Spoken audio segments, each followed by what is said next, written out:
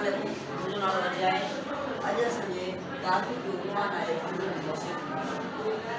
New model stage singer ऐं real record सां सानदान वाक जन सेल में मॉडल पेश कयो 1912 ईस्वी जो नालो fluid mosaic model. Cell membrane phospholipid जी ठहियल हूंदी आहे जंहिंजो कमु हूंदो आहे मॉलिक्यूल खे सेल जे अंदरि अचण ॾियणु या ख़ारिज करे तव्हांखे ख़बर आहे त असां जेको खाधो खाऊं था उहो असांजे जिस्म में वञी ज़रड़नि में तब्दील थी सेल वटि पहुचे थो। सेल में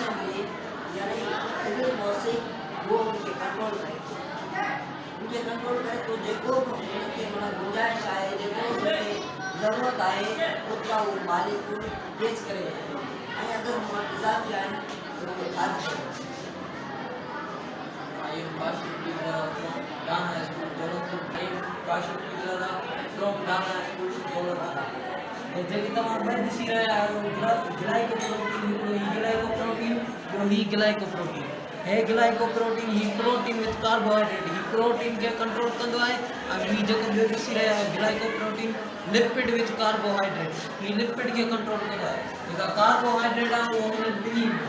ॿियो जेको आहे कोलेस्ट्रॉल जेको तव्हां ॾिसी रहिया आहियो न ही सेल खे मैनेज कंदो आहे जीअं लिपिड जो वधी वञणु सेल में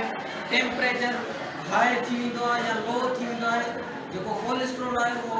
उन टेम्परेचर खे फिक्स करे रखंदो आहे ऐं जेको ही तव्हां ॾिसी रहिया आहियो फॉस्फोलिपिड बाइलियर आहे इहो सॼे सेल जी प्रोटेक्ट कंदो आहे ऐं जेको तव्हां ॾिसी रहिया आहियो प्रीफ्रियल मेम्ब्रेन्स शयुनि जी ॾे वठि कंदो आहे जीअं एक्सचेंज ऑफ एलिमेंट्स वाटर थी वियो साल्ट थी वियो शुगर थी वियो ज़रूरत हूंदसि त वठंदो न हूंदसि हे जेके ॾिसी रहिया आहियो चैनल प्रोटीन जी जेके तव्हां ॾिसी रहिया आहियो ग्रीन कलर जा इहे बाल इहे चैनल प्रोटीन आहिनि इहे एनर्जी प्रोवाइड कंदा आहिनि एनर्जी ॾींदा आहिनि we know we can not survive without cell जीअं त तव्हां